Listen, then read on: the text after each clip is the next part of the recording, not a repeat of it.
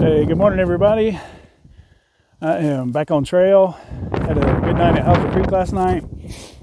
I had no condensation in my tent, which was strange. I full well expected I would be covered with it. Down below the canyon a little bit, but strangely no condensation. It's hard to tell around here. Sometimes I think, oh, this is a great spot not to have condensation, and I do, or vice versa. So I'm doing a climb, so I had to stop for a minute to talk to you because it's hard to talk to you when I'm climbing. But I stopped here by one of my favorite manzanita trees, and I am climbing up to Lake Marina. So I've got about, I think, 3 or 4 miles to get up there and go to probably the malt shop and get something to eat, and maybe to the campground, take a shower and things like that. We'll see how it goes. Beautiful day. It's cold. Not cold. I mean, it's supposed to be like, I didn't have service down there last night. The forecast was for like 34, but I really didn't feel like it got that cold.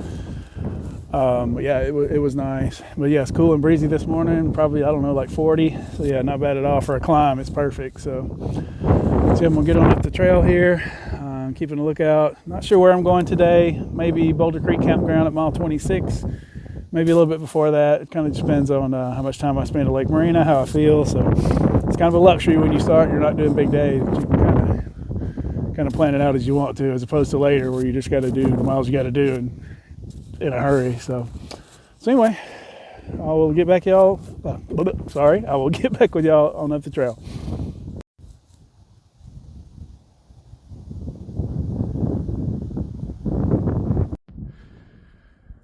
Okay, I've climbed up exactly as far as I had to climb down from the dirt road yesterday.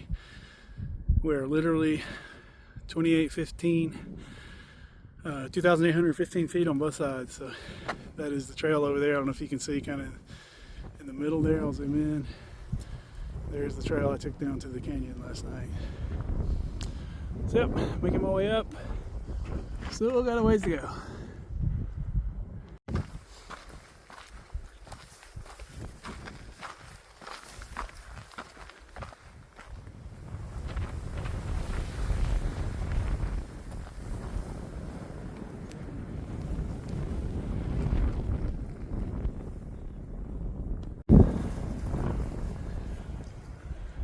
My first view of Lake Marina.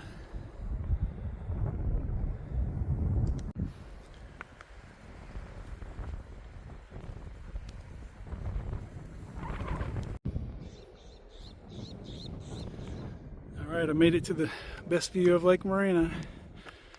Only about a mile from the cafe. Ooh, super windy today, but yeah, it's nice and cool. I like it.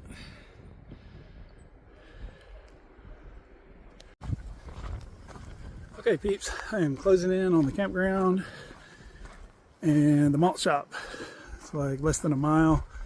So I think I'm trying to figure out my plan. It's only 9:30. I got a good early start this morning around 7. So I'm thinking I'm only trying to get to Boulder Creek Campground today, which is mile 26. It's only about 6 more miles once I get to the campground. So thinking it's still pretty cold. I might go to the malt shop first, maybe grab a bite to eat, and check out the resupply. I got a little bit of food left, but I wanted to resupply some too, basically to get me into Mount Laguna. I have a resupply box at Mount Laguna that I should get to probably Friday. So yeah, I think I'll do that. Go grab a bite to eat, take my time, maybe even eat at the malt shop twice. We'll see how it goes, or maybe pack something out from there. I don't know. I'm gonna look around and see what kind of resupply options they have. So yep, closing in on it. Got the hardest part of the day out of the way. So it's always nice to do that early in the morning while you're fresh. So we'll see how it goes. Okay, peeps, had a nice breakfast at the malt shop. Forgot to take a picture of it. I made it to the campground shower. So I'm gonna hang out here for a while and do some things and try to get some things clean. I won't name everything I want to try to get clean, but you can imagine. Okay, peeps, as my long-time followers will know, I am the king of changed plans. So I was only going 6 more miles to Boat Hills Campground, and it just has a pit toilet. So this campground here, some people at the malt shop were talking about how nice it was, and it actually has, of course, the shower and bathroom, real bathroom that I've already used. So yeah, after eating 2 meals, my stomach was feeling a little funky or whatever, just you're eating weird out here. So anyway, I think I'm gonna stay here. So let me go see if I can find the spot for the PCT hikers, and I'll give you another update later.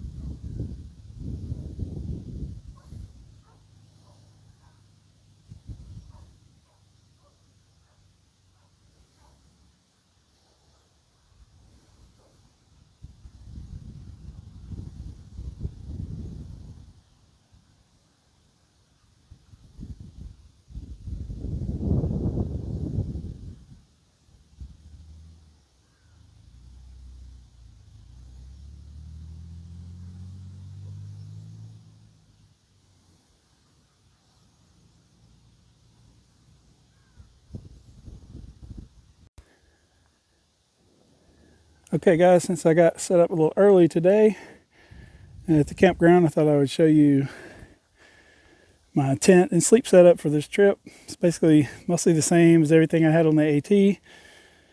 This is the Z-Packs duplex tent, very popular. Almost all this stuff's pretty much very popular. It's holding up really well. It costs like $700, so I'm gonna ride it till it dies. The next one I get, I probably will try to get maybe a little bigger one, maybe a Durston, maybe another Z-Packs. They've got some other options now since I got this one in, I think, 2021 or early 2022. This is the Duplex L, so it has these little like little stents on each end. It's supposed to make it a little longer. I don't know. I've actually had the regular Duplex before this, and I think I maybe liked it better and had a little bit more room in it, strangely. But I did modify it a little bit. My sister-in-law Sally added a little tie out there that wasn't there before. It's kind of in the same spot as the normal Duplex. So if I'm in an area where I can't set it up just right, I'll run a cord and tie that to something else just to give me a little more headroom. That's the head of my tent there. This cord actually got eaten by a mouse somewhere along the way on the AT, and I've been meaning to replace it. And I actually ordered the cord from Z-Packs and left it at my brother's, so they're gonna mail it out to me in one of my next resupply boxes. But it's been holding up. I mean, it's been through several hundred miles, and I just can't adjust the line lock there. I just have to kind of set that stake last. So yeah, it's worked really good. I mean, it's not the hugest tent, but it weighs a pound. That's kind of what you're looking for when you're doing a long trail. So yeah, it's pretty cool. Looking on the inside is my strange big guy side sleeper setup. See if I can try to explain this. Up at the head there, that is my food bag. Just depending on where I'm camping, if I'm hanging my food or not, might change that, or if I'm putting it in a bear box or something. But typically I just put something there just to keep me from sliding back and forth or whatever, which can be on either side, kind of based on which way I'm tilted. Then you got my sleeping pad, which is the Neo Air X-Lite. I feel like 90% of the thru hikers probably have that or have had that. It's been really good to me. I got it at the beginning of the AT, and it's never had a, knock on wood, I'm sure I'm jinxing myself, but never had a hole in it or anything like that. I have a Trekology pillow. I had a Sea to Summit pillow on the AT, but it got like a tumor of sorts in it, so it kind of was ruined. So I don't know if you can see it under there. It's orange, but it's up under the pad, which has no same strength to put the pillow under the pad. But a fellow hiker radioactive taught me that on the AT. As a side sleeper, there's like a big gap between my head and the pillow. So what I do is basically use that blow-up pillow to raise my pad up like a little hospital bed action, if that makes sense.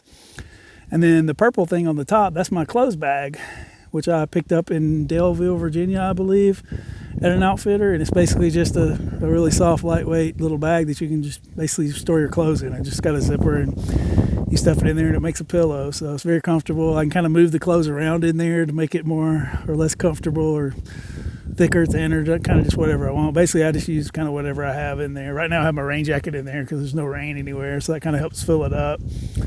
It just depends if I'm wearing my mid layer or not. It may go in there. On the bottom of the pad is my Thermarest Z-Lite foldable pad, which some people use just to sleep on, but that is not an option for a big guy like me. So I do use it under the pad, basically to protect the pad, and I've always done that, and it's worked really well. So that is a new one I got last year for the PCT, blue one. I had an orange one on the AT, but as I got further north, I kept cutting pieces off of it, trying to drop weight towards the end, so it was too small, so I just had to pick up a new one of those. That's a good investment. I use that thing all the time, really. I mean, it's great under the pad for that purpose, but like I use it all the time in the daytime to take breaks, especially on the PCT where there's not a lot of shelters and picnic tables and things like that. So usually I'll throw my backpack against the tree and then just kind of lay my pad down and lean back on my backpack. That's kind of my chair, so to speak. So, and then my quilt, I did get it new last year for the PCT, but it's actually the same exact quilt I used on the AT, just a different degree. It's a 30-degree Enlightened Equipment Revelation. So it's got a closed foot box, and then it's open on the bottom. Keeps me really warm. Such a good quilt. I've never heard a complaint from anyone who has it. So they definitely make great quilts for the weight and everything. Like I said, always keeps me very warm. And then there's the black and orange thing there is my Cedar Summit liner, which works really good to keep the quilt clean. I always sleep in the liner. It kind of goes around me like a potato sack. I kind of consider it my sleep clothes. So I just basically usually sleep just in my underwear and just a top because I stay so warm down there on the bottom. It helps I usually don't wear socks or anything on my feet. Just kind of let everything air out at night, which is good when you're not taking too many showers. So yeah, definitely a really good quilt. And like I said, I love the liner. The liner also makes a good laundry bag when you're in town. So, but mainly it just keeps the quilt clean. Like I've got 2 of these quilts and I've done almost 3,000 miles and never had to wash them. So that is pretty incredible. But I mean, it always stays in a dry bag. So it's just taking, the quilt's probably taken care of more than anything else. So, and the tent just sets up with my trekking poles. That's pretty easy. I mean, it sets up so fast. I mean, it's hard to beat it. Like, I'd say 5 minutes if it's kind of a tough spot, maybe 3 minutes if I'm in a hurry. It just kind of depends on the spot, but it kind of is. It does get a lot of condensation, but the condensation basically stays on the ceiling of the tent and rolls down to the outside. So the only times I've ever had water get in there was usually my fault. It was just an impossible place to camp and it rained, and just I have gotten water in there a couple of times, but just it wasn't the tent's fault for sure. So I've had to repair a couple of holes in the mesh. It's incredible how much the mesh keeps you warm. When I open that mesh in the morning, like it's like a lot of cold air rushes in there. So I don't know how the technology works on that, but it's pretty cool. So anyway, just thought I'd give you guys a little shot of my sleep setup. I'm gonna try to be better on this trip of kind of showing you my gear and stuff. So next time I have some time, I will show you some of my other gear and let you know how that sets up. One of the keys for sleeping and being comfortable and being efficient with packing in and packing out at night is I always put everything in the same place. Like my shoes go inside the tent at the bottom. My pack will be on the left of me. My pee bottle I keep on the right of me. Like just everything. My toiletry bag stays right on the left of me. Like my hat and any clothes I'm taking off, I'll usually put up in the left-hand corner there to the left of my head. So like everything definitely always has a place, which is key. So like once you get used to where it is, it just makes packing up and getting ready to go a lot easier. So it used to take me like an hour and a half when I first started to get up and get, eat breakfast and get moving. And now I can usually get up and out, in about a half hour, just depending on what I'm doing for breakfast. I usually don't cook breakfast or anything like that. So just trying to make it fast. So anyway, just want to show you guys that. And there it is here at Lake Marina.